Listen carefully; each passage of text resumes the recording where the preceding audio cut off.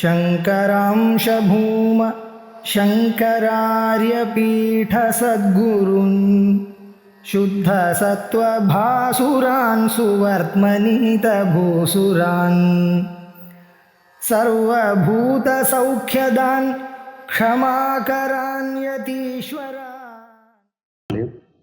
नमामि भगवत्पादं शङ्करं लोकशङ्करं सदाशिवसमारम्भां भगवत्पादमध्यमाम् अस्मदाचार्यपर्यन्तां वन्दे गुरुपरम्पराम्। ॐ सहनाववतु सहनो भुनक्तु सह वीर्यङ्करवावहै तेजस्विनावधीतमस्तु मा विद्विषावहै। ॐ शान्तिः शान्तिः शान्तिः. தைத்திரியோபனிஷத் பாஷ்ய வார்த்திகத்தில் 9வது அனுவாகம். இந்த எதோவாச்சோ நிவர்த்தந்தேன்னது அந்த ஸ்லோகத்துக்கு முன்னாடி அதுக்கான அவதாரிக்க. இங்கே இந்த நியோகவாதம்னு ஒன்று பார்த்துட்டு வரோம். அதனுடைய பூர்த்தி இப்போ ஆயிடுத்து. நியோகவாதத்தில் என்ன அப்படின்னா, விதியினால தான் ஆத்மாவை தெரிஞ்சுக்க முடியும், ஆத்மாவை தெரிஞ்சுக்கிறதுக்கு விதி இருக்குது அப்படின்னு அந்த வாதம். ஆத்மாவை தெரிஞ்சுக்கிறதுக்கு விதி இருக்க முடியாது அப்படின்னா, இப்போ அடுத்த கேள்வி என்ன வந்தது அப்படின்னா, ஆத்மாவை தெரிஞ்சுக்கிறதுக்கு இது பண்ணு அப்படின்னா இதெல்லாம் பண்ணலாமே, சிரவணம் மரணம் நிதித்தியாசம்லாம் பண்ணலாமே அப்படின்னா, அங்கே ஞானத்தில் கட்டளைன்றது வராதுன்றதை பார்த்துட்டோம். பல காரணங்கள் சொல்லியாச்சு. இப்போ அடுத்தது என்ன வருது, அப்போது உங்களுக்கு விதியினால் வராது, ஆத்மாவை வாக்கியார்த்தமாகவும் அதாவது சப்தத்தினாலையும் ஆத்மாவை சொல்ல முடியாது. அப்போ ஆத்மாவை தெரிஞ்சுக்கிறதுக்கு வழியே இல்லாமல் போயிடுமே. பதார்த்த வத்திரேகேன நச்ச அவாக்கியார்த்த வாச்சக அதோ அவாக்கியார்த்த ரூபோயம் யோகம் பிரம்மேதி நிச்சயன்னு அதெல்லாம் முடிச்சார். பதார்த்தத்தை தவிர பதார்த்தத்திலிருந்து வாக்கியார்த்தம் வருது. இந்த பிரம்மமும் பதத்தினாலேயோ வாக்கியத்தினாலேயோ சொல்லப்படாதது. அப்போது இந்த அகம் பிரம்மான்ற நிச்சயம் வரும். எப்படி வரும்ன்றதுக்கு இப்போ சொல்கிறார். நியோக அனுப்பிரவேசேன, அங்கேருந்து பார்க்கணும். நியோக அனுப்பிரவேசேன வஸ்து தத்துவம் ஈரிதம். இப்போ வஸ்து தத்துவம் எப்படி இருக்குது? நியோக அனுப்பிரவேசேன, விதி சம்ஸ்பர்ஷம் இல்லாமல், விதி சம்பந்தம் இல்லாமல் நியோகம் இருக்குது. இது வஸ்து தத்துவம் இருக்குது. விதி சம்பந்தம் இல்லாமல் தான் வஸ்து தத்துவம் இருக்குது. இந்த விஷயம் இப்படி கடம்ன்றது கடமாக இருக்குது, பட்டமாக இருக்குன்றதுக்கு விதி எதுவும் தேவையில்லை, விதி அந்த இடத்துல வரவே வராது அப்படின்னு நியோகானுப்பிரவேசேன வஸ்து தத்துவம் ஈரிதம் நம்ம சொல்லியாச்சு. எத்தஸ்ய பரிஹாராய ஸ்லோகோஸ்மாபிர்யதோதித. அப்போது சப்தத்தினாலேயும் வராது, விதியினாலேயும் வராதுன்னா அப்போ ஆத்மா எப்படி தான் தெரிஞ்சுக்கிறதுன்றதுக்கு அந்த பரிகாரத்துக்காக இந்த ஸ்லோகம் சொல்கிறது. இது எதோ வாச்சோ நிவர்த்தந்தே என்ற ஸ்லோகம் மந்திரமானது, அது படிக்கப்படுறது. இப்போ அந்த ஆத்ம தத்துவம் எப்படி இருக்குன்றது எடுத்து சொல்கிறார். இதம் ஞேயம் இதம் ஞானம் ஞாதா அஸ்மீதி விபாகதः சர்வதா தர்ஷனாத் தாவத் ந அவித்யா அஸ்ய ஏஷு வித்யதே. அப்படியே அன்வயம் பண்ணிக்கலாம். இதம் ஞேயம், நான் இதுதான், இது இந்த பொருள் அறியப்பட வேண்டியது. இதம் ஞானம், எனக்கு கடஞானம் இருக்குது. ஞாதா அஸ்மி, நான் அறிபவனாக இருக்கிறேன். இது விபாகதः, நம்ம தெரிஞ்சுக்கிறது எல்லாத்தையும் இப்படி விபாகத்தோடு தெரிஞ்சுருக்கோம். இதம் ஞேயம் இதம் ஞானம் அகம் ஞாதா அப்படின்னு தெரிஞ்சுக்கிறதுனால சர்வதா தர்ஷனாத், இது எப்போவுமே தெரியறதுனால என்ன ஆகுது? இந்த விஷயம் நமக்கு, இந்த விஷயத்தில் அவித்யா இல்லை, அஞ்ஞானம் இல்லை. அவித்யா அஸ்ய யாருக்கு? ஆத்மாவிற்கு. அந்த திரஷ்டா இருக்கானே அந்த ஆத்மாவிற்கு இது அறியப்பட வேண்டிய பொருள், இது அறிபவனாகிய நான் அப்படின்ற பேதம் எப்பவும் தெரிஞ்சிருக்கு. அந்த விஷயம் அவனுக்கு தெரியாமல் இல்லை. ஏன்னா சேத்தனாச்சு, இது தெரியல அப்படின்னா ஜடம்னு ஆகிடும். அதனால் நான் அவித்யா அஸ்ய ஏஷு வித்யத்தை, இதில் அவனுக்கு அவித்யே இல்லை. அப்போ என்ன ஆகுது? சின்மாத்திர வத்திரேகேன சர்வ பிரத்யய சாட்சிண. இப்போ அடுத்த கேள்வி வரும். இந்த சிதாத்மா இருக்காரோ இல்லையோ, அவர் தானே எல்லாத்தையும் தெரிஞ்சுக்கிறார். சிதாத்மனோபி சதா அசித்தத்வ அவிசேஷாத் பிரமாண அகமியத்வாத் ஞாதத்துவ மந்திரேன ததயோகாத் அவித்யா விஜிரும்பிதத்துவம் துல்லியம். இப்போ நம்ம ஆத்மாவை தெரிஞ்சுட்டா முக்தி வந்திருக்கோம், ஆத்மாவும் தெரிஞ்சுக்கலையே. இப்போ எப்படி இந்த பொருள்கள்லாம் தெரியறதுன்னு சொல்கிறோமோ, அதுபோல் நமக்கு ஆத்மா தெரிகிறதா? இல்லை. அப்போ அவித்யான்றது யாருக்கு இருக்குது? ஆத்மாவை எப்படி போகும்? சிதாத்மனோபி சதா அசித்தத்துவ அவிசேஷாத். அது எப்பவுமே இல்லை நமக்கு. அப்படி அதனுடைய சின்மாத்திரம் தெரியல. பிரமாண அகம்யத்வாது, அதுவோ பிரமாணத்தில் தெரியாதுன்னு சொல்லிட்டு. அப்போ ஞாதத்துவம் அந்தரேன, அதை நம்ம பிரமாண வியாபாரத்தினால தான் தெரிஞ்சுக்கணும். இது வரைக்கும் ஆத்மா தெரியல, ஏதோ ஒரு பிரமாணத்தை அங்கே செலுத்தி ஆத்மாவை தெரிஞ்சுக்கணும் அப்படின்னா தத யோகாது. அப்போ அதுவும் அவித்யாதனா ஆகும். இப்போ இந்த அப்படின்னு கேட்குறார். இதனால போன ஸ்லோகத்தில் என்ன பார்க்கணும்னா, இதம் ஞேயம் இதம் ஞானம் ஞாதா அஸ்மி அப்படின்னு பிரித்து தெரிஞ்சுக்கிறதுனால இவைகள் எல்லாமே இந்த பார்க்கப்படக்கூடியதாக இருக்குது. இப்போ பாருங்கள், யார் தெரிஞ்சுக்கிறார்? ஆத்மா தெரிஞ்சுக்கிறார். ஆத்மாவுக்கு விஷயமாக என்ன இருக்குது? கடாதிகள் இருக்குது. எனக்கு கட ஞானம்னு இருக்குது. அகம் கடம் ஜானாமின்ற அனுபவமும் இருக்குது. எது ஆத்மாவனால் அறியப்படுறதோ அது அனாத்மா. ஆத்மாவை தெரிஞ்சுக்காது, தன்னைத்தானே தெரிஞ்சுக்க முடியாது. ஆத்மா சுப்பிரகாசம்ன்றது இப்போ விட்டுருவாங்க. இப்போ அந்த அம்சத்தில் பேசலை. ஆத்மா தன்னை தவிர வேற ஒன்று தெரிஞ்சிருந்ததுன்னா அந்த தெரிந்து கொள்ளக்கூடியதான பொருள் தெரிஞ்சுட்டு நம்ம எதை தெரிஞ்சுருக்கோமோ அது ஆத்மாவை தவிர வேறையாக தான் இருக்கணும். அப்படின்னா அது அனாத்மான்னு ஆச்சு. இப்போ இதம் ஞேயம் அப்படின்னா எது தெரிஞ்சுக்கிற பொருள் இருக்கோ அதெல்லாம் ஆத்மாவை தவிர வேறு இல்லையா? அதுபோல் இதம் ஞானம், எனக்கு கட ஞானம் இருக்குது. அப்புறம் அகம் ஞாதா, நான் அறிபவன்னு தெரிஞ்சதுன்னு இருக்குது. அப்போ அந்த ஞாத்திருவம், ஞாதான்றது அறியும் தன்மை கொண்ட இந்த தர்மம் இருக்கு, அது இவைகள் எல்லாமே ஆத்மாவினால் அறியப்படுறது. ஆத்மாவினால் அறியப்படுறதுனால அப்போ இவைகள்லாம் என்ன ஆகுது? அனாத்மாவாகிறது. அனாத்மானா ஜடம். இதுதான் கிரந்தங்களில் என்ன சொல்லுவார்? இப்போ ஆத்மா சத்தியம்னு ஆயிடுத்து. நமக்கு சத்தியம் ஞானம் அனந்தம் பிரம்மலேன்னு பார்த்துன்னு வரும். இது ஆத்மா இல்லை, அதனால் இது சத்தியம் இல்லை, இது ஆத்மாவினால் பார்க்கப்படுறது. எதெல்லாம் ஆத்மாவினால் பார்க்கப்படுறதோ அதெல்லாம் மித்யா, திருஷ்யத்வாத் மித்யான்னு சொல்லுவார். அதை தான் எடுத்து காட்டுறார். இப்போது ஞேயாதி திருத்தை, ஞேயம் ஞானம் ஞாதா இவைகள்லாம் அசங்கீரணமாக பிரித்து இருக்கு. பிரித்து தெரிஞ்சுட்டு இருக்கிறதுனால அப்போது தத்விஷய அஜ்ஞான அபாவாத் தஸ்மின் அஜ்ஞாதத்வயோகா தஸ்ய பிரமாணகம்யத்வ அசித்தே சர்ப்பாதிபதி அவித்யா விஜృంభిதத்துவம் அப்படின்னு. எப்படி ரஜ்ஜு கயத்தில் பாம்பு தெரியறதோ அதுபோல் இந்த அனாத்மாக்கள்லாம் தெரியறது. அதனால இவைகள்லாம் மித்யா அப்படின்னு ஆயிடுது. இப்போ சின்மாத்திரமான ஆத்மாவும் நம்மளுக்கு தெரியல, ஏதோ சாதனம் இதெல்லாம் பண்ணோம்னா தெரிய போகுது. அப்போ அதுவும் அந்த மித்யாவாயிடுமோ அப்படின்னு அடுத்த கேள்வி. அதுக்கு பதில் சொல்கிறார், சின்மாத்திர விதிரேகேன சர்வ பிரத்ய சாட்சினக. இப்போ எங்கே நிற்கிறதுன்னு பார்க்கணும். ஆத்மாவை தவிர மீது எதுவுமே ஆத்மாவை தவிர மீது எல்லாம் ஆத்மாவுக்கு விஷயமா இருக்குது. அதனால் அவைகள்லாம் அனாத்மா, அவைகள் மித்யானாச்சு. ஆத்மாவோ பிரமாணத்தினாலும் தெரிஞ்சுக்க முடியாதுன்னு சொல்லிட்டு ஆத்மா பிரமாணத்தினாலையும் தெரிஞ்சுக்க முடியாது. அதாவது இந்த வாக்கியார்த்தத்தினால வராது. பதத்திலிருந்து பதார்த்தம், பதார்த்தத்திலிருந்து வாக்கியார்த்தம், அந்த பிரக்கிரியிலையும் வராது. சரி, இதை பண்ணு அதனால் வரும்னு விதியினால் வருமானு அதுவும் வராது. அப்போ இந்த நியோகம்ன்ற சோதனா பிரமாணத்தினாலையும் ஆத்மா தெரியாது, வாக்கியார்த்த ஞானத்தினாலையும் ஆத்மா தெரியாது. அப்போ வேற என்ன பண்ணணும்? இப்போ அங்கே தான் இந்த கேள்வி வந்திருக்கு. இப்போ முதல்ல என்ன பண்ண சாஸ்திர யோனித்துவாங்கிறது இருக்கு இல்லையா? வரேன், இது பூர்வபட்சம் தானே இது. பூர்வபட்சம். Okay okay right okay. அப்போ என்ன ஆகுது உங்களுக்கு? இந்த இடத்துல ஆத்மாவை தவிர மீதெல்லாம் எந்த ஸ்திதின்னு சொல்கிறார். இதம் ஞேயம் இதம் ஞானம்னு இவைகள்லாம் அதுதான் திருஷ்யத்வாத்து வித்தியான அந்த வித்தியாத்வ ஹேத்து இங்கே கொண்டு வந்து காமிச்சார். இப்போ ஆத்மாவுக்கு அதே மாதிரி வித்தியார்த்தம் வருமான சின்மாத்திர வதிரேகேன சர்வ பிரத்ய சாட்சின. அந்த சின்மாத்திரமாக இருக்க ஆத்மாவை தவிர அதை தவிர மீதி இருக்கக்கூடியதான எல்லா பிரத்யத்துக்கும் எல்லா அறிவுக்கும் சாட்சியாக இருக்க அந்த ஆத்மா.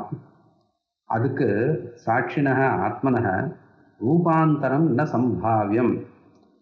சர்வ பிரத்ய சாட்சினக ஆத்மனக சின்மாத்திர வதிரேகேன ரூபாந்தரம் ந சம்பாவியம். அவர் சின்மாத்திரம் என்பதை தவிர வேற எந்த ரூபமும் வேற எந்த வடிவமும் அவருக்கு கொடுக்க முடியாது. அதை நினச்சி கூட பார்க்க முடியாது. ரூபாந்தரம் ந சம்பாவியம். அப்படின்னா ஆத்மாவானது அனாத்மாவா ஆகும்னு எந்த விதமாகவும் சொல்ல முடியாது. ஆத்மா மித்தியை இல்லை. ரூபாந்தரம் ந சம்பாவியம். ஏன் பிரமாபாசாத். சரி, அப்படி சொல்ல முடியாதுன்னா இப்போ நமக்கு ஆத்மா தெரியலையே.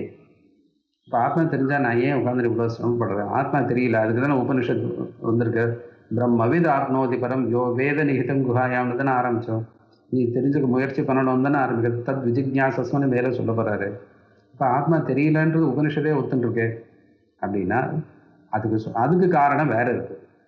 அதாவது ஆத்மா ஜடம், அதனால் நம்ம ஒரு பிரமாணத்தினால ஆத்மாவை தெரிஞ்சுக்கணும் அப்படின்னு கிடையாது. இது ஆத்மா தெரியாமல் இருக்கிறதுக்கு வேறு காரணம். உங்களுக்கு கடம் தெரியலன்றதுக்கு வேறு காரணம் இருக்குது. ஆத்மா தெரியாதது வேறு காரணம் இருக்குது. கடம் அதுக்கு அது தன்னை காமிச்சுக்கிறதுக்கான சாமர்த்தியம் கடாதிகளுக்கு இல்லை. ஜட வஸ்துவாகவும் அப்பிரகாச ஸ்வரூபமாக இருக்கிறதுனால அது இருந்தாலும் நமக்கு தெரியாது. அது நமக்கு தெரிஞ்சுக்கிறதுக்கு ஒரு பிரமாண வியாபாரம், அது ஒழிக்கிறதுக்கு ஒரு வியாபாரம் ஒன்று வேணும். அது பிரத்யட்சமாக கட்டாதிகள் இருக்கட்டும், இல்லை பர்வதோவஞ்சமான அணுவானாதிகள் இருக்கட்டும், எது ஒன்றா எடுத்துக்கோங்க. அந்த பொருள் அப்பிரகாசமாகவும் விஷயமாகவும் ஜடமாகவும் இருக்கிறதுனால ஒரு பிரமாண வியாபாரம் அதுக்கு வெளிச்சம் போட்டு காமிச்சாதான் நமக்கு அது தெரியும். அப்போ ஆத்மாவுக்கும் ஒரு வியாபாரம் வேண்டியிருக்கேன்னா ஆத்மாவுக்கு அந்த வியாபாரம் வேண்டாம். அப்போ ஆத்மா தெரியலையே அப்படின்னா, ஆத்மா உங்களுக்கு தெரிஞ்சிருத்தோ ஆத்மா தெரியல. ஆத்மா தெரியாததுக்கு இதுக்கு வேற காரணம் இருக்கு. பிரமாபாசாத்து ததா நுதிகி. நுதிகினா அபநுதி, மறைப்புன்னு அர்த்தம். ஆத்மா ஏன் தெரியலன்னா பிரமாபாசாது. பிரமாபாசம்னா அவித்யான்னு அர்த்தம். அவித்தியினால ஆத்மா தெரியல. கட்டாதிகளுக்கு தானா தன்னை தெரிவித்து கொள்ளக்கூடிய யோக்கியதை இல்லை, அதனால் தெரியல. ஆத்மாவுக்கு அந்த யோக்கியதை இருந்தாலும் நடுவில் அவித்யா மறைச்சதுனால ஆத்மா தெரியல. அதனால தான் இது பஞ்சபாதிகள்லாம் சொல்லுவார். அவித்யான்றது சைத்தன்யத்தை ஆத்மாவை மட்டும்தான் ஆசிரியத்திருக்கும். ஜடத்துக்கு அவித்யாவரணம் கிடையாது அப்படின்னு சொல்லுவார். ஏன் கிடையாதுன்னா அது இருந்து பிரயோஜனம் இல்லை. அங்கே ஆவரணம்ன்றது தன்னுடைய காரியத்தை பண்ணாது. இதை ரெண்டு விஷயம் சொல்லுவார். விருத்தி வியாப்தியத்துவம் பல வியாப்தியத்துவம்னு சொல்லுவார். விருத்தி வியாப்தியத்துவம் அப்படின்னா ஒன்று, பல வியாப்தியத்துவம்னு ஒன்று சொல்லுவார். இப்போ பலம்ன்றது ஞானம். அதாவது பிரமாணத்தினுடைய பலமானது ஞானம். உங்களுக்கு இப்போ கடாதிகள் எடுத்துட்டால் அதுக்கு விருத்தி வியாப்தியத்துவமும் உண்டு, பல வியாப்தியத்துவமும் உண்டு. ஆனால் விருத்தி வியாப்தியத்துவம்னா என்ன? நம்ம அந்தக்கரண விருத்தி அங்கே போய் அது மேலே பட்டு இந்த ஆத்ம சைத்தன்யம் அது மேலே விழுந்ததுனால இந்த பிரகாசமும் அந்த இதுவும் ஒன்றா சேர்றதுனால உங்களுக்கு அந்த கட்டாதிகள் தெரியறது அப்படின்னு ஒரு பிரக்கிரியை இருக்குது. அதுக்கு விருத்தி வியாப்தியத்துவம். அது படுறதுனால ஆத்மாவுடைய இது தெரியறதுனால உங்களுக்கு அந்த பிரகாசம் வருது. அது பல வியாப்தியத்துவம். இங்கே ஆத்மாவுக்கு பல வியாப்தியத்துவம் கிடையாது. பிரமாணத்தினால் விளக்கப்படும் தன்மை ஆத்மாவுக்கு கிடையாது. அது சுப்பிரகாசம். ஆனால் விருத்தி வியாப்தியத்துவம் உண்டு. ஏன்னா மேலே அவித்யா மூடி இருக்குது. இந்த அகண்டாகார விருத்தியானது போய் அது அந்த மேலே இருக்க அவித்தியை தள்ளி விட்டுடுச்சுன்னா ஆத்மா தானாக தெரியும். அதனால் ஆத்மாவும் தெரியல, அனாத்மாவும் தெரியல. அனாத்மாவை தெரிஞ்சுக்கிறதுக்கு நம்ம பிரமாண வியாபாரம் பண்ணணும். ஆத்மா தெரிஞ்சுக்கிறதுக்கு அப்படி ஒன்றும் பண்ண வேண்டாம். அப்போ என்ன பண்ணணும்னா அவித்யா போனால் போகிறோம். அதுக்கு நம்மளுக்கு கட்டாதிகளையோ இல்லை பர்வதோவன்யமான மலையில் இருக்கிற நெருப்பை தெரிஞ்சுக்கிறதுக்கோ வேறு வேறு விதமான வியாபாரங்கள் பண்ணணும். ஆத்மாவை தெரிஞ்சுக்கிறதுக்கு வேறு விதமான வியாபாரம் பண்ணணும். அதனால தான் அஸ்ய அனர்த்தஹேதோ பிரஹாணாய ஆத்மைகத்த வித்யா பிரதிபத்தையே சர்வே வேதாந்த ஆரம்பியந்தே அப்படின்னார். அங்கே அவர் வேதாந்தம் எதற்கு வந்திருக்குன்னா உங்களுக்கு ஆத்மாவை சொல்லிக் கொடுக்கறதுக்கு வரல.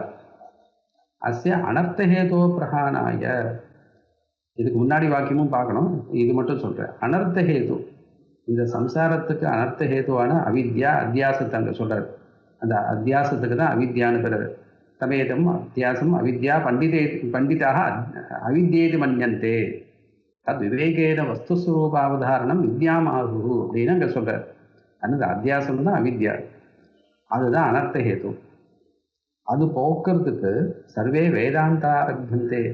வேதாந்தம் எதுக்கு வந்திருக்கு அப்படின்னா அஞ்ஞானத்தை போக்கடிக்கிறதுக்கு வந்திருக்கே தவிர நமக்கு ஆத்மாவை எடுத்து வெளிச்சம் போட்டு காட்டுறதுக்கு வரல அப்படின்னு அங்கே சொல்லிட்டு வர. அதை தான் இவ வச்சுருக்கா. ரூபாந்தரண்ண சம்பாவியம். இதுக்கு வந்து அவித்யா கல்பிதத்துவம்னு நினச்சிக்க முடியாது. பிரமாபாசாத் ததா நுதி. அங்கே வந்து அவித்யா இருக்கிறதுனால ததா நுதி, அதுக்கு வந்து அது வரை மறைக்கப்படுறது. ஆனோபாதான ஹீனோயம் தத் சாட்சித்வாத் ஸ்வதோ துருவः திரஷ்டாதி சாட்சிதாப்யஸ்ய தத் காரண சமாஸ்ரயாத். இந்த அப்போ கல்பிதத்துவம் என்ன அப்படின்னா, ஆனோபாதான ஹீனோயம். இந்த அவித்யா இருக்கு, இது ஆத்மா இருக்கு, இதுக்கு ஆனோபாதானம் கிடையாது. ஆனம் உபாதானம், இது வேண்டாம்னு தள்ளி விடுறது, உபாதானம் வேணும்னு எடுத்துக்கிறது. இவைகள் ரெண்டும் இல்லை. ஆத்மாவை வந்து வேணான்னு தள்ளவும் முடியாது, வேணும்னு எடுத்துக்கவும் முடியாது. ஏன்னா அது சுரூபமாக இருக்குது. சுரூபத்தை தவிர வேற ஒன்று இருந்ததுன்னா எனக்கு அது வேணும் அப்படின்னு எடுத்துக்கலாம். இது அதுவும் இல்லை. இதுதான் வந்து எஸ்யா மதம் தஸ்ய மதம் மதம் எஸ்யன வேதசக அவிஜாதம் விஜானதாம் விஜாதம் அவிஜானதான்ற இடத்துல சொல்கிறார். விதிதா விதிதாபியாம் அந்நியத்துன்னு சொல்லும்போது விதித்தம் அப்படின்னா அது ஆனந்த், அவிதித்தம் அப்படின்னா அது வேணும்னு நம்ம பிரமாண வியாபாரத்தினால். அவிதித்தம்னா தெரியல, அப்போ தெரிஞ்சுக்கிறதுக்கு முயற்சி பண்ணுவோம். இது விதித்தம் தெரிஞ்சாச்சு, இதை நம்ம எடுத்துக்க மாட்டோம், அப்படின்னா ஆனம் அப்படின்னு விதிதா விதிதாபியாம் அந்நியத்துவன்ற இடத்துலையும் இந்த அர்த்தத்தை சொல்கிறார். இந்த ஆனோபாதானஹீன அயம் ஆத்மா தத் சாட்சித்வாத், அது இந்த பிரபஞ்சத்துக்கு சாட்சியாக இருக்கிறதுனால ஸ்வதோ துருவா, அது வந்து இந்த பிரமா ஞானம் ஞேயம் ஞாதா இது மூணுத்துக்கு சாட்சியாக இருக்கிறதுனால ஸ்வதோ துருவா சாட்சியாகவும் இருக்குது. ஆனால் அது எந்த மாற்றத்தையும் அடைவதில்லை. திரஷ்டாதி சாட்சிதாப்யஸ்ய. அப்போ இதுக்கு அந்த திரஷ்டாதி திரஷ்டா தர்ஷனம் இவைகள் இருக்கே திருஷ்யம், இது மூணுத்துக்கு சாட்சியாக எப்படி இருக்கு? சாட்சிதாப்யஸ்ய தற்காரண சமாஸ்ரியாது, அவித்யத்தின்றதுனால வந்தது. தற்காரணம் அந்த திரஷ்டாதிக்கு காரணமாக இருக்கிறது அவித்யா, அதனால வந்தது. இப்போ ஆத்மா வந்து சுத்தமாக இருக்கு. அந்த ஆத்மாவோட அவித்யா சேரும்போது அப்போ அதில் கர்த்திருவம் பௌத்திருத்தம் வருது. இந்த கர்த்தா பௌத்தான வந்ததுக்கப்புறம் அப்போ எதை பண்ணணும் எதை அது பண்ணணும், இந்த பிரமாத்திருத்தம்ன்றது அப்போ தான் வருது. அந்த கதம்புனக அவித்யாவத் விஷயானி பிரத்யக்ஷாதீனி பிரமாணானி சாஸ்திராணி செய்தி அப்படின்ற இடத்துல ஆச்சாரியர்கள் சொல்றார் உச்சதே அப்படின்ட்டு. எப்படி வந்து ஆத்மா வந்து பிரமாதான்றதே வந்து அவித்யா விஷயத்தோடு தான் வருது. ஆத்மா வந்து அறிந்து கொள்கிறார் அறிந்து கொள்கிறதுன்னு சொன்னாலே அது அவித்யா இருக்கிறதுனால அதுக்கு அறியும் தன்மையே வருது அப்படின்னு அங்கே சொல்றார். அது என்ன வரும்? ஏவமயம் அநாதிஹி அனந்தஹ நைசர்கிக அத்தியாசக கர்த்திருவ போக்திருத்வ பிரவர்த்தக சர்வலோக பிரத்யக்ஷக அப்படின்னு அத்தியாச பாஷத்தில் கொண்டு வந்து முடிக்கிறார். இந்த அத்தியாசத்தினால தான் ஆத்மாவுக்கு வந்து பிரமாதானே வருது. அகம்னு வந்ததுக்கப்புறம் அதுக்கு மேலே வந்து ஈதம்னு வருது. இல்லை யுஷ்மத் அஸ்மத் பிரத்யேக கோச்சரியோன்னு ஆரம்பிக்கிறாருங்க. இதுதான் நமக்கு வேதாந்தத்திலேயே ரொம்ப அடிப்படையான விஷயம். இது முதல்ல வந்து தான் அகம்னு தெரிஞ்சின்றதுனால, அகம்னு எப்படி தெரிஞ்சின்றது? அத்தியாசம் வந்ததுனால அகம்னு தெரிஞ்சின்றது. அப்போ அகம்ன்றதுனால அகம்க்கு பேதமாக ஒன்று இருக்குது, இதம்னு தெரியுது. அகமிதம் மமேதம் இது நைசர்கிகோயம் லோக வியவகாரன்னு சொல்கிறாரு இல்லையோ. அதனால் தற்கார திரஷ்டாதி சாட்சிதாத்தியஸ்ய அசேஷ சுப்பிரச்சார சாட்சினி அப்படின்னு ஒரு எல்லாமே அத்தியாச பாஷை விஷயம் தான் இங்கே சொல்லிட்டு வர்றார். திரஷ்டாதி சாட்சிதாத்தியஸ்ய தற்காரண சமாஸ்ரயாத் இதம் வேத்மி ந வேத்மீதி புத்திர் விவர்த்ததே பிரத்யவிஜ்ஞாஸ்ரயா சா ஸ்யாத் திரஷ்டைவ உபயரூபபாக். இது ரெண்டுத்தையும் சேர்த்து பார்க்கணும். இதம் வேத்மி நான் இதை தெரிந்து கொள்வேன், ந வேத்மி நான் இதை தெரிந்து கொள்ளவில்லை, இது புத்தி விவர்த்ததே அப்படின்றது புத்தி தான் மாறுறதே தவிர ஆத்மாவில் எந்த வேதமும் இல்லை. ஆத்மா வந்து தெரிஞ்சுக்கலன்னு எதுவும் சொல்லலை. ஆத்மா அப்படியே இருக்கு. இது மாறுறது மாறலைன்றது புத்தி மாறி. ஒரு விஷயத்தை ஆத்மா தெரிஞ்சிருந்த ஒரு விஷயத்தில் புத்தி தெரிஞ்சிருந்ததுன்னா புத்தி ஒரு விதமாக மாறுறது, அந்த விஷயமா மாறுறது. தெரிஞ்சுக்கலைன்னா அது பூர்வம் எப்படி இருக்கோ அதே போல் இருக்குது. இது பின்னாடி இருக்கிற சாட்சி பார்த்து ஆமாம் இந்த புத்தியில் இந்த விஷயம் இருக்குது, இந்த புத்தியில் இந்த விஷயம் இல்லைன்னு சாட்சி வந்து வெளிச்சம் போட்டு காட்டுறது. அதனால் உனக்கு தெரியுமான்னு கேட்டால் நம்ம தெரியும் தெரியலன்னு சொல்கிறோம். அதான் சர்வம் வஸ்து ஞாததையா அஞ்ஞாததையாவா சாட்சி பாஸ்யம் அப்படின்னு பஞ்சபாதிகாரர் சொன்னார். ஆச்சாரியர்களோட நேரு சிஷ்யாலாம் ஒரே மாதிரி போயிருக்கார். இதம் வேத்மி ந வேத்மி இது புத்திர் விவர்த்ததே. இது வந்து பிரத்யபிஜாஸ்ரயா சா சியாது சா புத்தி. இது பிரத்யபிஜாக்க ஆசிரியமாக இருக்கு. பிரத்யபிஜான அந்த கரணம்னு எடுத்துக்கணும். ஏன்னு அடுத்த ஸ்லோகத்தில் சொல்ற, இது பிரத்யபிஜாஸ்ரயா சா சியாது திரஷ்டைவ உபயரூபபாத். அந்த திரஷ்டா இருக்காரு, அவர் தான் வந்து அறிந்தவராகவும் அறியாதவராகவும் அந்த ஒரே திரஷ்டா தான் இருக்கார். அறியும் போது அவருக்கு ஒரு அதிசயம், அறியாத போது ஒரு அதிசயம் அப்படின்னு இல்லை. அதனால தான் அதுக்கு சாட்சின்னு சொல்கிறோம். தெரிஞ்சுட்டேன்னு தெரிஞ்சுட்டுருக்கு, தெரியலன்னா தெரிஞ்சுட்டுருக்கு. அதனால் ரெண்டும் ஒரே விதமாக தான் இருக்குது. பிரத்யபிஜாஸ்ரயா சாசியாத்து திரஷ்ட இவ உபயரூபபாக். இதனால் என்னாச்சு, அது ஆணோபாதான ஹீனோயம் தத் சாட்சித்வா ஸ்வதோத்ரவ திரஷ்டாதி சாட்சிதாப்பியஸ்ய. அந்த திரஷ்டாதிக்கு சாட்சியாக இருக்கிறதும் அவித்தியினால தான் வந்தது. இப்போ வந்து ஆத்மா அது வெறும்னு இவைகளோடு சம்பந்தப்படாமல் இருக்குது. ஞாதா ஞானம் ஞேயம் இவைகள்லாம் அவித்தியினால். முதல்ல ஞாதான்னு வந்தது, அகமதி தாவத் பிரதமோத்தியாச, இதுவும் பஞ்சபாதிகா வச்சனம். அதுதான் இங்கே வந்திருக்கு. அகம் இதம் வேத்மி நவேத்மி இதம் இது புத்திர் விவர்த்ததே. இப்போ என்ன ஆகுது, அகமிதி தாவத் பிரதமோத்தியாசனா முதல்ல அகம்ன்ற அத்தியாசம் வந்தது, சட்டுன்னு இதம் வந்துடுது. அதனால் மமேதம்னு உடனே வந்தாச்சு. இப்போ இவைகள் பிரத்யபிஜாஸ்ரயான்னு சொன்னார் இல்லையோ, அது என்னன்னு சொல்றார். நிர்விபாகாத்மகத்வாத்து சர்வகோஷாதிவர்த்தின ரூபம் நானாத்மவத் நியாயம் பிரத்யபிஜா சமாஸ்ரயம் அப்படின்னு சொல்றார். இந்த நிர்விபாகாத்மகத்வாத்து, இந்த ஆத்மா எப்படி இருக்கு, ஆத்மாவில் எந்த பேதமும் இல்லை. ஒரு பேதம் இருந்ததுன்னா தெரிஞ்சின்றதுக்கு அப்புறம் ஒரு அதிசயம் வரும். இப்போ நான் ஒரு நோட்டு ஒன்று வாங்கியிருக்கேன், அது அப்படியே இருக்குது, வெறும்னா காலியாக இருக்குது. எனக்கு ஒரு விஷயம் எழுதணுன்னா நான் எழுதுகிறேன், எழுதினதுக்கப்புறம் அதில் ஒரு அதிசயம் ஏற்படுறது. அப்போ எங்கே இருக்குது, நான் எந்த பக்கத்தில் எழுதினோனோ அங்கே மட்டும் அந்த தகவல் இருக்குது, மற்ற இடத்துல வந்து வெறுமனை இருக்குது. இப்போ இங்கே இருக்குது, இங்கே விஷயம் இருக்குது, இங்கே விஷயம் இல்லை அப்படின்னு வரும். ஆத்மா வந்து விபாகத்தோடு கூடியிருந்தால் இது தெரிஞ்சின்ற பாகம், இது தெரிஞ்சுக்காத பாகம் அப்படின்னு நம்ம சொல்லலாம். ஆத்மாவும் நிர்விபாகம், அதில் வந்து எந்த அதிசயமும் வராது, தெரிஞ்சின்றது தெரிஞ்சுக்கலன்ற பேதம் வராது. நிர்விபாகாத்மகத்வாத்து அது எப்படி இருக்குது, சர்வகோஷாதிவர்த்தின, எல்லா கோஷத்துக்கும் அப்பாற்பட்டு இருக்குது. அதுக்கு நானாத்மவது ந அனாத்மவது ரூபம் ந நியாயம் அப்படி அன்மே பண்ணணும். அனாத்மவது ரூபம் ந நியாயம். அந்த அனாத்மா போல அதுக்கு இப்படி இருக்குது, அவித்தியினால் கல்பிதமாக இருக்குது, இப்படி இருக்குன்னு சொல்ல முடியாது ஆத்மாவுக்கு, அது சரியில்லை. பிரத்யவிஜா சமாஸ்ரயம், அந்த அந்த கரணத்தில் ஏற்பட்டதான வேற்றுமை, அதில் மாறுதலை வந்து ஆத்மாவில் ஏற்றி வச்சு சொல்கிறது நியாயம் இல்லை.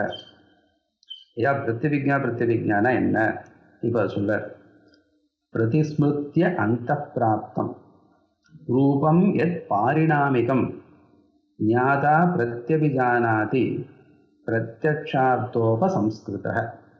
இங்கே ஆனந்தகிரி சொல்ற, அகங்கர்த்தா பரிணாமி சாபாசக ஞாதா இது உச்சதே. இப்போ என்ன வந்து அகங்கர்த்தா, நான் பரிணாமி, நான் மாறிட்டுருக்கேன், இப்போ தெரிஞ்சுட்டுருக்கேன், இத்தனை நாள் தெரிஞ்சுக்கல, இப்போ தெரிஞ்சுட்டேன்.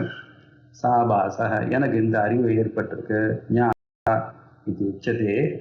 அது எப்படி வந்ததுன்னா சஜ பூர்வ பிரவருத்த பிரத்யா அனுபவ, இதுக்கு முன்னாடி வந்ததான அறிவு, அதனால் ஏற்பட்ட அனுபவம், பிரசூத, அந்த அனுபவத்தினால ஏற்பட்ட அர்த்த சம்ஸ்கார சம்ஸ்கிருத.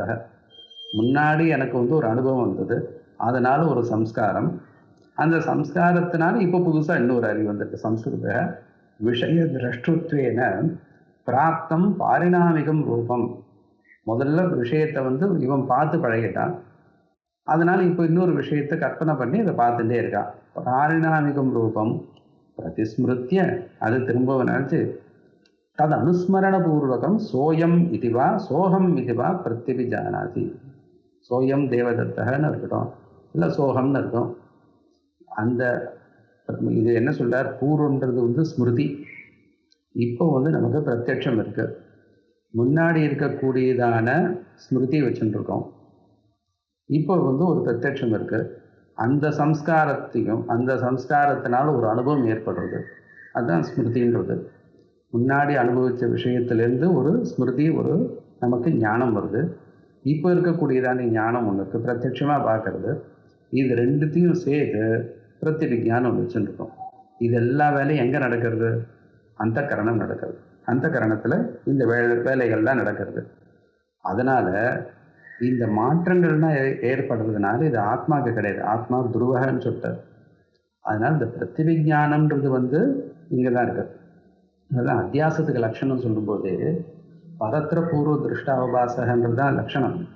ஆனால் அதுக்கு ஸ்வரூபம் சொல்லணும்னு வரும்போது ஸ்மிருதி ரூபக பரத்திர பூர்வ திருஷ்டாவபாசக, பரத்திர பூர்வ திருஷ்டசு பரத்திர பராவபாசகன்னு சொல்லணும். இந்த பூர்வ திருஷ்டகன்றதுக்கு ஸ்மிருதி ரூபகன்றது எதுக்காக சொன்னார் அப்படின்னா, இந்த விஷயங்கள் நமக்கு புரியணுன்றதுக்காக, அந்த அத்தியாச ஸ்வரூபத்தை சொல்றதுக்காக. கோயம் அத்தியாசோ நாமன்னும் போது ஸ்மிருதி ரூப பரத்திர பூர்வ திருஷ்டா அவபாசக. நம்ம சாதாரணமாக என்ன நினைப்போம், அதுதான் லட்சணம்னு நினைப்போம். அது லட்சணம் இல்லை. பரத்திர அவபாசகன்றது தான் வந்து லட்சணம். ஸ்மிருதி ரூபக பூர்வ திருஷ்டன்றது அதுக்கு ஒரு விசேஷத்தை எதுக்கு போட்டிருக்காருன்னா நம்மளுக்கு புரியறதுக்காக. அதனால தான் மேல ஆச்சரியர் வந்து அத்தியாசோ நாம அதஸ்மின் தத் புத்தி ரித்யவோச்சாம அப்படின்னு நான் இதை தான் முதல்ல சொன்னேன்னு அவர் எடுத்து காட்டுறார். அந்த மீது ரெண்டு வார்த்தையும் நமக்கு புரியறதுக்காக போட்டது, ஸ்வரூபத்தை காட்டுறதுக்காக போட்டதே தவிர லட்சணம் வந்து அதஸ்மின் தத் புத்தி ரித்யவோச்சாம நம்ம எங்கேயாவது ஏமாந்துபடி போகிறோம், எல்லா லட்சண வாக்கியத்தில் சேர்த்துக்கு போகிறோன்றதுக்காக ரெண்டாவது இருக்கு அத்தியாசோ நாம அதஸ்மின் தத் புத்தி ரித்யவோச்சாம அப்படின்னு சொன்னார். அதனால் அதை வச்சுருந்து பிரத்யபிஜா அப்படின்னு சொல்லும்போது ஸ்மிருதி ரூபமாகவும் இருக்குது, பூர்வ திருஷ்ட அனுபவம் இருக்குது, இப்போ பிரத்யட்சமாகவும் பார்க்குறோம். இந்த காரியங்கள்லாம் நடத்துறது வந்து அந்த கரணம். அதனால் அந்த கரணத்தை பிரத்யபிஜான்னு சொல்லியிருக்காரு. பிரதிஸ்மிருத்தி அந்த பிராப்தம் ரூபம் எத் பாரிணாமிகம், உள்ள வந்ததான அந்த பிராப்தம் ரூபம் எது பாரிணாமிகம், அந்த அந்த கரணம் இருக்கே அது பாரிணாமிகம். பிரதிஸ்மிருத்தியா அந்த பிராப்தம், நமக்கு ஏற்கனவே பிராப்தம் ஏற்கனவே வந்தது, அதை பிரதிஸ்மிருத்தியை மீண்டும் நினைத்து அது பாரிணாமிகம் ரூபம், அது மாறக்கூடியது.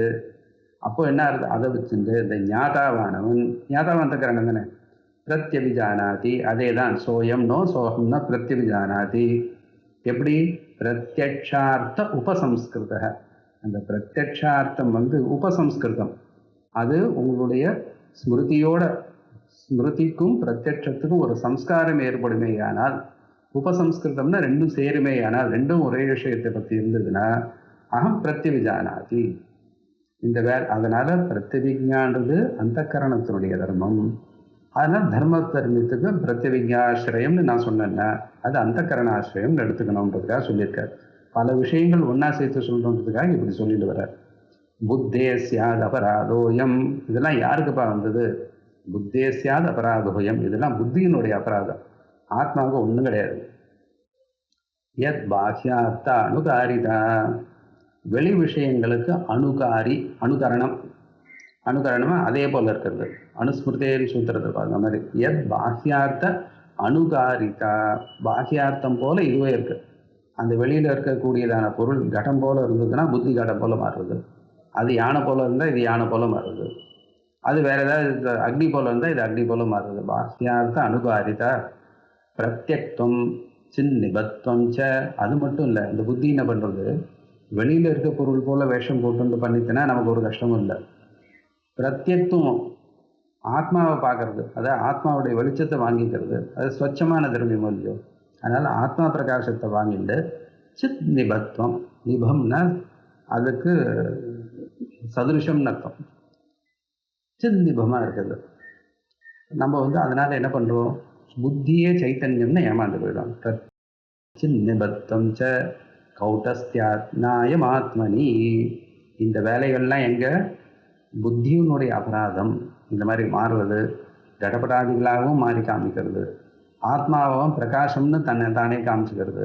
இதெல்லாம் வந்து புத்தி பண்ணக்கூடியதான அபராதனமே தவிர கூட்டஸ்தமாக இருக்க எந்த மாற்றமும் சுத்தமாக சொச்சமாக இருக்கக்கூடிய ஆத்மாவில் இவைகள் எதுவும் வராது. கௌட்டஸ்தியாது நாயம் நாயம் அபராதக ந ஆத்மனி, ஆத்மாவில் எந்த மாற்றமும் எந்த தோஷமும் இவைகள் ஏறவே ஏறாது. இப்படி சொன்னதுனால அப்போ ஆத்மாவை எப்படி தெரிஞ்சுக்கிறதுன்னா, அன்வய வத்திரேகத்தினால நம்ம எப்படி மனனம் பண்ணணும், எந்த விதமாக. இப்போ இதெல்லாம் வந்து சிரவணத்துக்கு தாத்பரியத்தோடு கேட்கறது தான் சிரவணம். இப்போ எப்படி மனனம்னு ஒன்று வரும், அதனால ஆத்மா வந்து எப்படி தெரிஞ்சுக்கணும். இங்கே வந்து என்ன சாதிக்க போகிறாரு போல, இது வாக்கியார்த்தம் இல்லை. ஆத்மா வந்து ஆத்ம ஞானம் வந்து வாக்கியார்த்தத்தினால வராது, ஆனாலும் சப்தத்தினால தான் வரும் அப்படின்னு சொல்ல போகிறார்.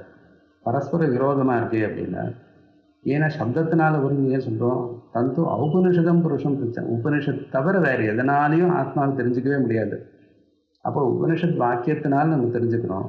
ஆனால் உபனிஷத் வாக்கியங்களை சாதாரண லௌகிக வாக்கியத்தை வந்து அன்வயம் பண்ணி தெரிஞ்சுக்கிறா போல தத்து துவம் அகம் பிரம்மா அப்படின்னு அன்வயம் பண்ணி, நீலகட்டோயம் அப்படின்னு அன்வயம் பண்ணி தெரிஞ்சுக்க போல ஆத்மாவை தெரிஞ்சுக்க முடியாது.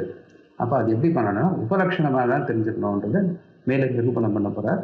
இது அடுத்த வாரம் பார்க்கலாம்.